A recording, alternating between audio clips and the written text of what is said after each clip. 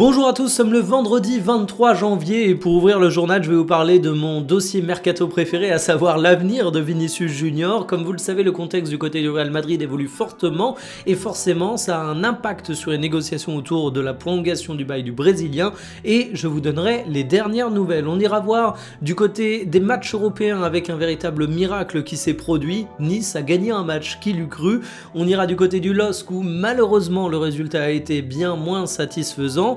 On ira du côté de la Première Ligue pour parler de l'avenir de Casemiro et puis on prendra l'avion de la Première Ligue jusqu'à la Ligue 1 pour parler de Nwaneri qui va suivre le même parcours en débarquant du côté de l'Olympique de Marseille. Je suis extrêmement hypé sur ce que ça peut donner, mais je vous en parle à la fin du journal. C'est le dernier de la semaine, installez-vous confortablement et bienvenue pour le journal du jour.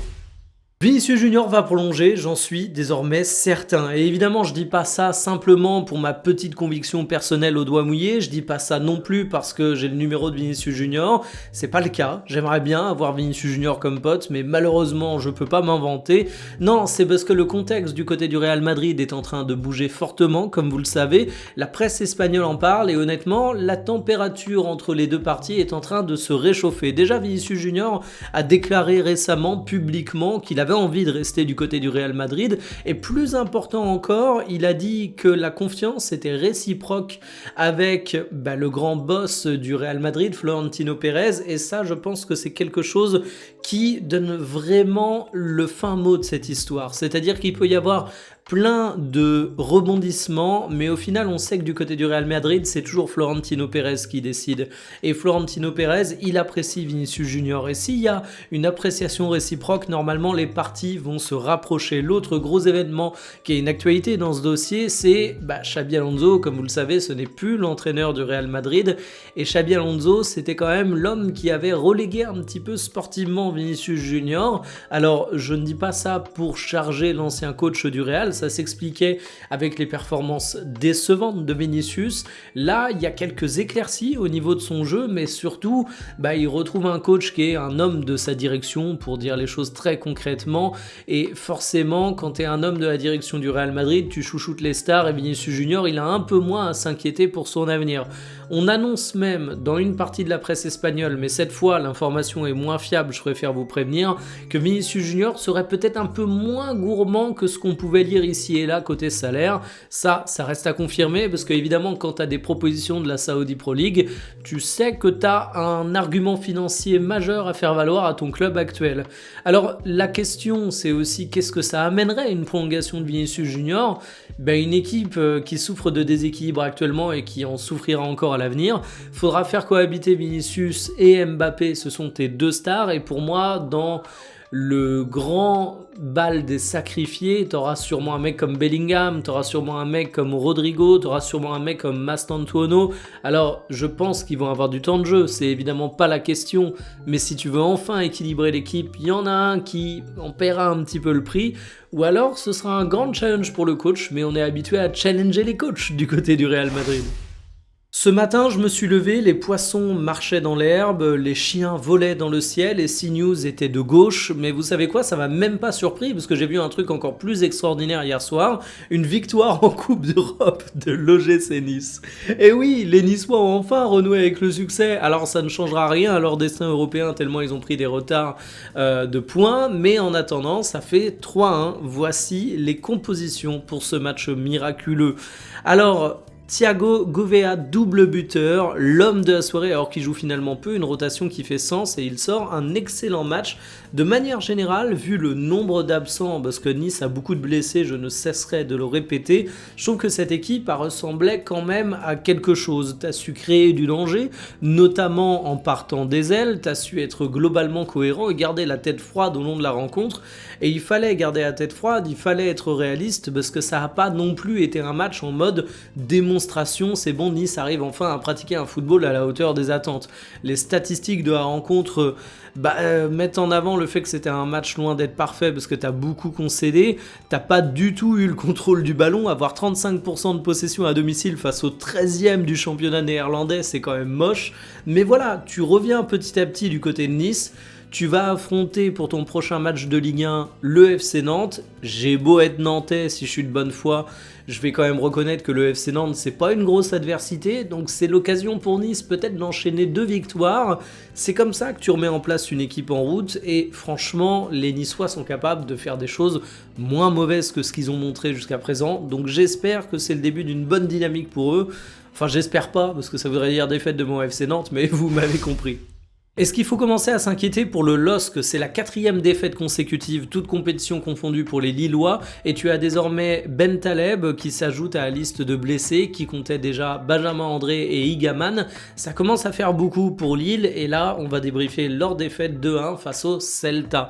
Voici les compositions qui étaient alignées, et évidemment le tournant du match il arrive très rapidement, au bout de 30 secondes, c'est Swedberg qui te crucifie sur une erreur dégueulasse de Ribeiro, qui offre le but avec une passe honteuse, son match te coule, et c'est dommage car Sotelo en face prend un rouge au bout de 30 minutes, et grâce à ça tu prends un avantage numérique. Reste que l'avantage numérique t'a permis de dominer, d'avoir le contrôle du ballon, de camper dans le camp adverse, mais il t'a pas permis de gagner la rencontre, parce que finalement quand Olivier Giroud trouve enfin la solution et marque un but de raccro, eh bien tu le fais alors que t'avais pris un but avant sur un coup de casque incroyable de Starfelt sur corner, donc tu ne fais que réduire l'écart. Et les statistiques de la rencontre montrent une domination folle en termes de possession, mais c'est normal, le Celta était à 10, donc ils étaient bloc bas. T'as eu des grosses occasions, mais pas beaucoup, 2 et 1,56 buts attendus pour 20 tirs, c'est terrible. Ce qui a manqué au LOSC en réalité, c'est de la justesse technique. Quand tu fais face à un bloc bas, il faut que tu réduises le nombre d'erreurs techniques, parce qu'en fait t'as tellement peu d'espace à exploiter que le moindre mauvais contrôle se paie cash, la moindre contre-préhension entre les joueurs offensifs se paie cash, et là finalement t'as dominé sans faire les différences vu que t'avais ces fameuses erreurs techniques. D'un point de vue classement européen, pour Lille ça commence à devenir un petit sujet, parce que t'es 21e avec 9 points. Attention, la sortie de la zone qualifiante via barrage est relativement proche, tu reçois Fribourg jeudi prochain, le 8e de Bundesliga, et faut désormais espérer un résultat. C'est la fête au service comptabilité de Manchester United, c'est la fin pour Casemiro au club, ou tout du moins le club a annoncé que ce serait la fin à la clôture de la saison, parce que bien évidemment la soupe est bonne à Manchester United et Casemiro va rester au club jusqu'à la fin de son bail. Alors Casemiro, pour rappel, il était arrivé été 2022 pour la somme absolument hallucinante de 70 millions d'euros, mais c'était à l'époque un joueur majeur de Real Madrid. Depuis il a fait 146 matchs avec les Red Devils, il a parfois été extrêmement critiqué, il a parfois été vraiment bon, mais ce qui ressort évidemment de tous les débats du côté de Manchester United, c'est le salaire gigantesque qu'il avait. Il avait plus de 20 millions d'euros de salaire, il défonçait la grille salariale de Manchester United, 22,5 pour être exact, c'est plus que Bellingham au Real Madrid, c'est plus que Dembélé au PSG, c'est le double de joueurs comme Enzo Fernandez à Chelsea, de Pedri, de De Jong au Barça, de Vitinha au Paris Saint-Germain. Donc évidemment, quand t'es payé une telle somme, il faut avoir un rendement de fou. Les statistiques de Casemiro vous montrent un joueur qui, au cours de la saison, a été plutôt intéressant dans le domaine défensif. Il aura également marqué des buts, 21 durant son passage à Manchester United, mais là où le bas blesse, c'est physiquement, où il est complètement cramé à 33 ans, il n'y a pas d'autre manière de dire les choses. Alors évidemment, Casemiro est un joueur qui reste encore aujourd'hui intéressant, mais plus de 22 millions d'euros de salaire pour le rendement qu'il affichait sur les terrains, on appelle ça un poids économique majeur, donc la fin de son aventure à Manchester United sera une bonne nouvelle, je le redis, le service compta doit être en fait. Un jeune crack d'Arsenal qui débarque du côté de l'Olympique de Marseille, c'est officiel, on parle de Nwaneri. Attention, c'est pas un transfert sec, c'est un prêt jusqu'à la fin de saison, mais le joueur des 18 ans est une véritable sensation et il pourrait illuminer la fin de saison des Marseillais. C'est qu'un prêt parce que le joueur est déjà valorisé à 40 millions d'euros, c'est assez hallucinant, mais en fait il a déjà disputé pas mal de minutes de jeu du côté d'Arsenal, notamment la saison dernière, avec des titularisations, mais également de belles entrées, et franchement il avait avait tapé dans l'œil de tous les observateurs. Au niveau de ses qualités, une belle capacité à marquer des buts, une finition clinique avec son pied gauche, il a tout marqué du pied gauche en première ligue. Il joue sur le côté droit, il peut être considéré comme un milieu offensif, mais il a quasiment des qualités d'ailier parce que je trouve qu'il a une capacité à très bien exploiter les espaces, à déposer son adversaire, à faire mal au dribble, mais à contrario, j'avais remarqué que c'était pas un profil de playmaker et ça m'a été confirmé par un suiveur d'Arsenal en qui j'ai entièrement confiance. C'est pas forcément le joueur par qui tous les circuits de passe vont passer, c'est plutôt un mec de finition et déséquilibre aujourd'hui, mais attention, on parle d'un jeune élément offensif qui a seulement 18 ans, autant dire que c'est un diamant à l'état brut qu'il va falloir le polir et que peut-être qu'au bout des 6 mois, son profil aura légèrement évolué.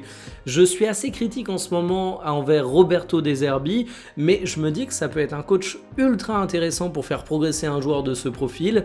Il a seulement 18 ans, c'est vraiment un élément très prometteur d'Arsenal. Je vois mal les Gunners le prêter sans qu'il y ait un minimum d'assurance de possibilité de temps de jeu du côté de Marseille. Donc franchement, ça va être une attraction en Ligue 1 jusqu'à la fin de saison.